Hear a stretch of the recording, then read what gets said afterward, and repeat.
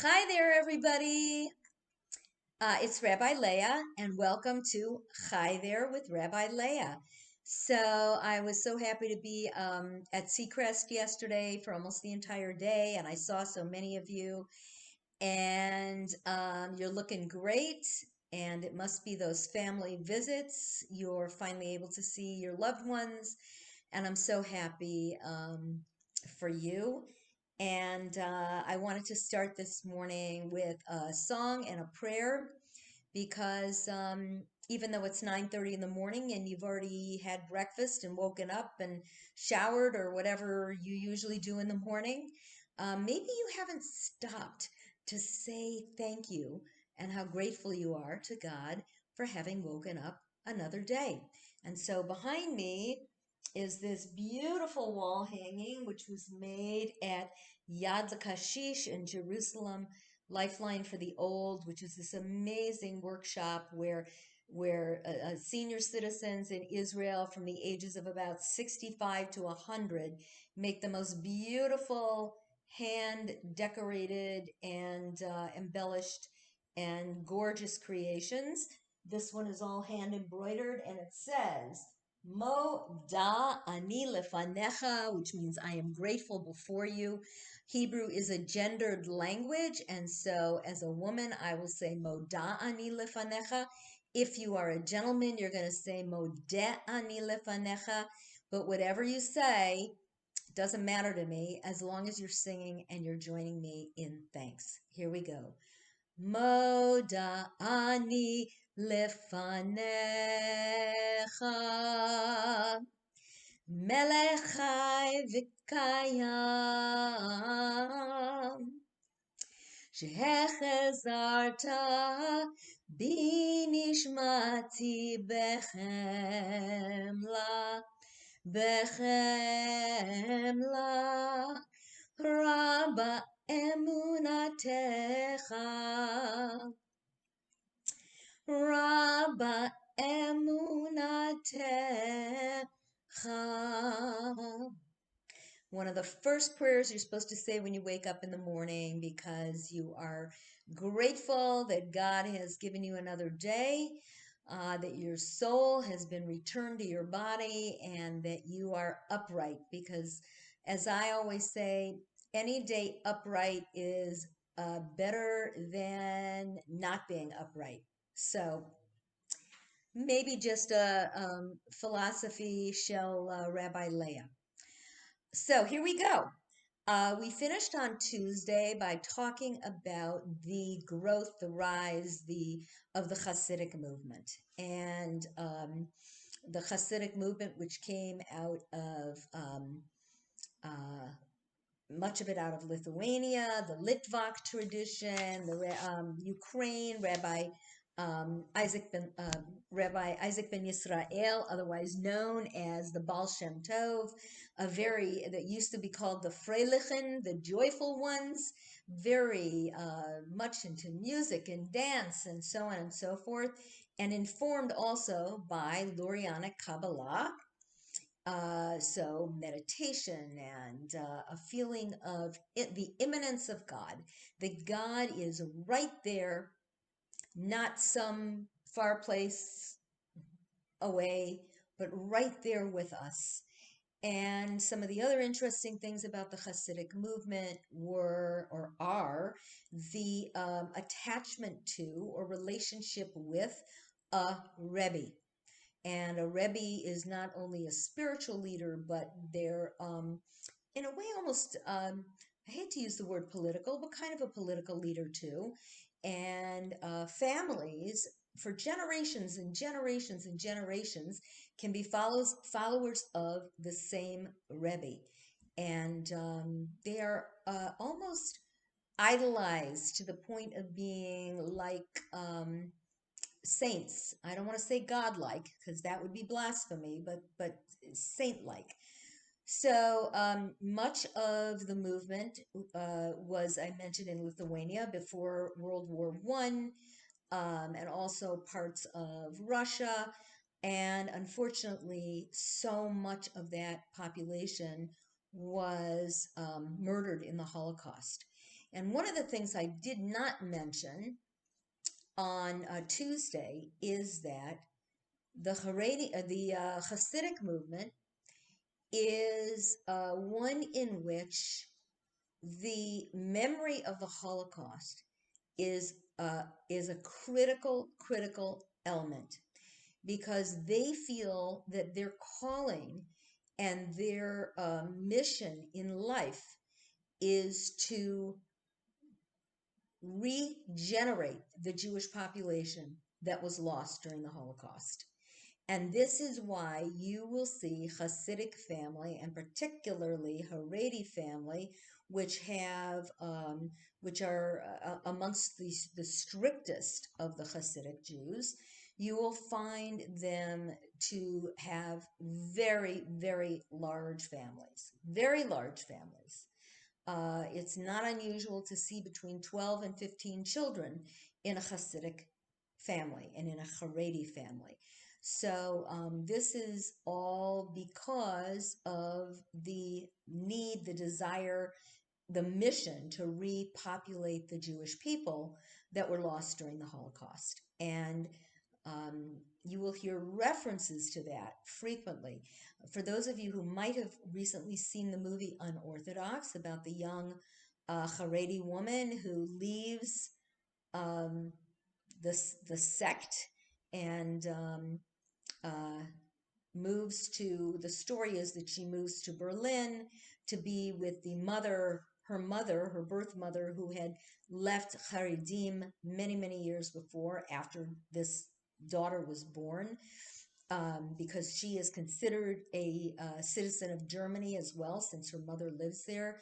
And she becomes modernized. When you first see her, her head is shaved, and she's wearing very you know, traditional Haredi clothing, meaning a long skirt, long sleeves, her chest is covered, and so on and so forth.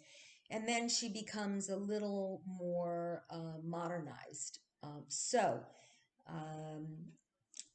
we watch in the film, we watch her emancipation from what she felt was a highly restrictive culture and life that she was living. So let me just show you where we are in our ancestry DNA. We started up here with biblical Judaism, the kingdoms of Israel and Judah. We got into Second Temple Judaism, which went until the first century of the Common Era, when the temple in Jerusalem was destroyed. We had Samaritans hanging out over here who came from Judah, which was the southern kingdom of Israel. After the destruction of the temple, or really during that time and before that time, we had the Pharisees, who were the priests, the Pharisees, who were the predecessor of the rabbis, the Sadducees, who were the priests, and the high muckety muck intelligentsia, high up in the political strata. We had the Essenes, who lived in the Dead Sea area of Israel in the Judean desert. And it is from them that we get the Dead Sea Scrolls, and we have the beginnings of Christianity and all the sects involved in Christianity. The temple was destroyed, and most of this went away. The Sadducees, the Essenes, and so on. The Pharisees became Rabbinic Judaism. And then out of Rabbinic Judaism, which was in Babylonia and in Palestine, we then begin to see the various streams and movements develop. Ashkenaz, Sephardic, which is Spanish and Portuguese, Mizrahi, which is the also known as the Oriental Jews from Iran and Iraq and Yemen and so on and so forth, Italian Jews, and Karaite Jews, who developed directly from Rabbinic Judaism and hold that anything beyond the Torah is is inappropriate and non-existent. They are Torah true Jews, and there are still some Karaite Jews today. Out of the Mizrahi and Spanish tradition and Sephardic tradition come Orthodoxy. Out of the Ashkenazi tradition comes Hasidic Judaism, which then breaks into Orthodox Judaism and finally into the other streams that we're going to see. But in order to get there, we have to talk about the Enlightenment and the post-Enlightenment and what happened to Judaism during that period of time, because nothing is accidental, right? We're all an accident of our history. And so, for those who were born in, I met, we have a resident at Seacrest who was born in, I think, 1915, if I'm not mistaken. Yes. Or 1914, possibly, and was a child during the Spanish flu. And so, thank God that individual survived and they're still here today. But it's just remarkable that to have lived a life that has spanned two of the most significant medical catastrophes in the history of the United States is pretty remarkable. Children who are being born right now are being born into a whole different set of circumstances than children who were born before February or before March. So my next door neighbors have a brand new baby girl, Bella, who's just beautiful. And she was born on March 27th. And that was right as we were locking down. So very little of the family has been to visit her. She's not going outside a lot unless mommy and daddy have her wrapped up tightly and they're wearing masks and so on. And so when Bella starts school in 3 years, if she goes to preschool, it's going to be a whole different set of circumstances. So we are products of the historical time during which we live. And what we see happening in the 18th century is this Enlightenment, during which not just Jews, but all people are looking at a way of life that is becoming much more, I guess we would use the word modernized, using science as a method of proving and disproving everything, including religious belief and practice. So, other than the time in Jewish history with the split between the Pharisees, who became the stream of Judaism that was rabbinic Judaism, and the Sadducees, who were the priests in the temple, who eventually died out because there was no priesthood anymore. If you don't have a place to go to work every day and you're out of a job, eventually you're not going to be around anymore. So, other than that split between the Pharisees and the Sadducees, possibly the greatest division that we've seen in 2,000 years is the division that took place now in the Ashkenazi community that has arisen in the past 200 plus centuries because of the Enlightenment. And ever since the Enlightenment and the Renaissance, there was a huge influence on Jews from Northern and Eastern Europe.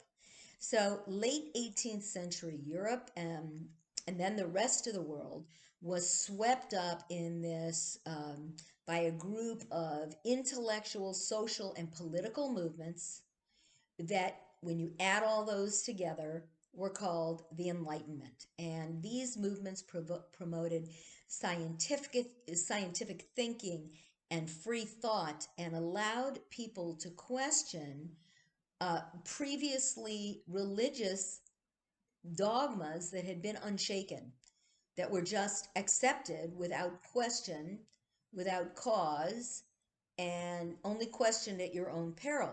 So we see this emancipation of the Jews in many European communities, and the movement was known as the Haskalah,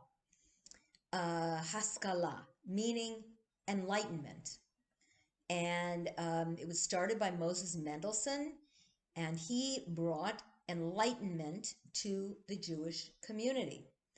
So this had to be a shocker to those who were used to practicing a Judaism in which the Torah was inerrant, meaning without error.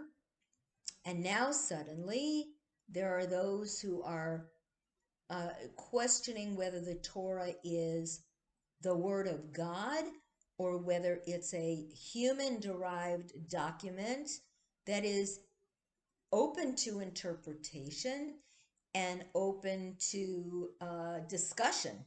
Not even interpretation, but just discussion, because up until that time, that was seen as not something that one did. But the Enlightenment and this period of Renaissance really impacted Jewish thinkers.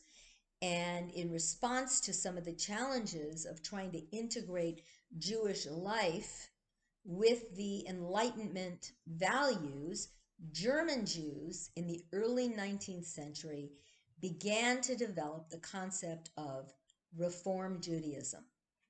Reform Judaism, adapting a Jewish practice to the new conditions that they were experiencing in an increasingly urbanized and secular community. So German Jews were beginning to live in parts of the country where, now mind you, this is the late 18th century, early 19th century, German Jews were beginning to live amongst their neighbors as Germans. And they were not, the Jewish part of the moniker was secondary to the German part of the moniker. They were Germans first. So they had to figure out a way to integrate the Jewish piece with the Enlightenment piece, which allowed them to live a much more assimilated and acculturated lifestyle. And so Reform Judaism, and by the way, it is Reform Judaism, not Reformed with an ED at the end, because that would mean it's past tense. And it's not past tense. Past tense. Reform Judaism is, by virtue of its name, something that is truly a movement. It keeps moving, changing, shifting, and allowing itself to become responsive to the needs of Jews living in that day and in that time, just like it is for Reform Jews today to live in this day and in this time. So we have this nascent, this infant reform movement, and then we have this, and then we have the Orthodox. And needless to say, there was a lot of butting of heads because the Orthodox Jews believed that the Rebbe, particularly those in the Hasidic movement and the Haredim, that the Rebbe was the authority, that you followed halakha, meaning the Talmud, that halakha directly came from Torah, that if you were following halakha, the Talmud, the laws of the Talmud, that you were following what the Torah had explicitly said. Now, never mind that the rabbis interpreted the Torah and wrote the Talmud, but divinely inspired, and according to Orthodox Jews, the absolute Word of God, because we know from what Orthodox Judaism would tell us that not only was the written law given on Mount Sinai, the Torah, the Ten Commandments, but so was the oral law. We just didn't have it written down. Moses remembered it. And as a result, this oral law, which was passed on, lador vador, from generation to generation, first through the Mishnah, and then through the Gemara, the Talmud, and then commentaries and Shulchan Aruch, that all of this, even though it was written by human beings, came initially from God at Mount Sinai. So that was one school of thought. The Jewish Enlightenment looked at a modern age and said, how can we make this very ancient Jewish tradition and teaching something which resonates with our lives today? Sound familiar? It's the same thing we're doing. So there were very, very staunch opponents of this reform movement, and they became known as Orthodox Jews. Orthodoxy, there are Orthodox Christians, there are Greek Orthodox, there are Orthodox in all faith traditions, and Orthodox simply means adhering to a form of practice which is much more stringent by law and so on. So Orthodox, the doxy, and orthoprax, the practice, is much more rooted in, at least for Judaism, in Jewish law. So if you were to ask an Orthodox Jew what their religion was, they would simply say, I'm Jewish. Orthodox is a descriptor, an adjective that doesn't enter into their mindset. They are simply Jewish. And according to an Orthodox Jew, they generally see themselves as practicing normative Judaism, that everything else is not normative Judaism, and therefore possibly, depending upon which Orthodox Jew you speak with, not authentic Judaism. Rather, they don't believe they belong to a movement, but that they're simply Orthodox Jews. But there is a whole spectrum within that orthodoxy, from modern Orthodox, who were the ones who fought against the Haredim, who were the strict Orthodox. And so we have modern Orthodox Judaism, we have Haredi Judaism, and then we have a variety of movements that have their own origins in Hasidic Judaism. So remember, Haredi comes out of Hasidic Judaism, as does modern Orthodoxy. And so we have kind of these substreams of Orthodox Judaism. So there are modern Orthodox shuls where there may even be no machitza, or a machitza for those who would prefer men to sit separate from women, but also possibly a mixed seating. But in the Orthodox communities, there is strict adherence to halakha, meaning the rules of Shabbat, the rules of kashrut, all of the laws pertaining to sniut, at least in the more strict Orthodox streams, sniut meaning modesty, so the way in which people dress. Modern Orthodox women will often wear a sheitel, and Chabad comes out of not modern Orthodoxy, although some would call themselves modern Orthodox, but out of the Hasidic movement. Um, and we would find people who were obviously not riding on Shabbat, not working, many modern Orthodox men who wear a kippah all the time, and then also the laws of family purity, women going to the mikveh on a monthly basis, and so on. And modern Orthodoxy also, the um, notion or the idea of pru or vu, which is being fruitful and multiplying and having larger families. Modern Orthodox tend to be congregated in large metropolitan areas. There are very large populations of modern Orthodox, as I'm sure you know, in Los Angeles, in the Fairfax area, lots of modern Orthodox shuls.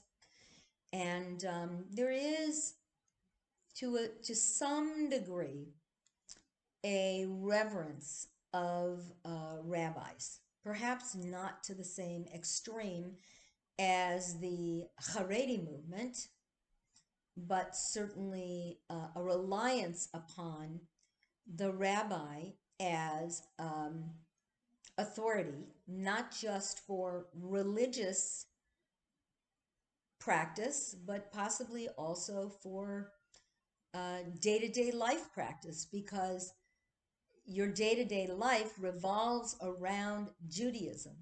From the minute you wake up and say Moda ani lefanecha until the second you go to sleep, your life is informed by halakha, by Jewish law. And so uh, Reform Judaism came as a direct response to an orthodoxy with which many modern enlightened Jews could no longer live. That is, if they were going to be part of a broader society as well. They could live in that manner if they chose to live in isolated religious communities. But the Enlightenment, with its focus on scientific reason, philosophy, and a turning away from orthodoxy, would not allow them to live in that kind of a milieu anymore. They wanted to be more acculturated, and so there was this movement away in Germany in the late 18th century from orthodoxy to a more reform framework of Judaism. Now, what that early Reform Judaism looked like is not what Reform Judaism looks like today. And we're going to discover that next week when I continue with Hi There with Rabbi Leah. Now we're really getting into the modern streams, the modern movements of Judaism. But the word reform is a verb, and in fact, that has been one of the phrases or one of the memes of Reform Judaism is reform is a verb. And so it is also an adjective, but to reform something means to mold it, change it, allow it to grow and shape depending upon the need of the moment and the need of the era. So things are very different between 1875 and today. So we're going to take a further in-depth look at the Reform movement, and then we're going to take a look at conservative Judaism, and then some of the other post-Enlightenment streams of Judaism. So I'm going to leave that here for now. I hope that that's clarified a little bit more about Orthodox Judaism, what the Haredi movement was, what modern Orthodoxy is, what the Hasidic movement is, and what came out of Hasidism. And on Tuesday of next week, we will continue. And you guys are going to be so well educated in this you will be able to teach this to the next person you meet. So for now, lehitraot, I'll say bye there, and I'll see you on Tuesday for our next session. Don't forget though, tomorrow night is Shabbat. So we have blessings at 4:45. On Saturday morning, services at 10. There is no Shabbat Chaverim this particular Saturday afternoon, but we do have Havdalah Saturday night at a new time. Oh, no, I lied. It's not at a new time. It's still at 6 o'clock. We're not changing that until July. So don't listen to what I just said. Shabbat, Havdalah is at 6 o'clock on Saturday night. You'll get more reminders. So lahitraot for now, and I'll see you soon. Bye bye.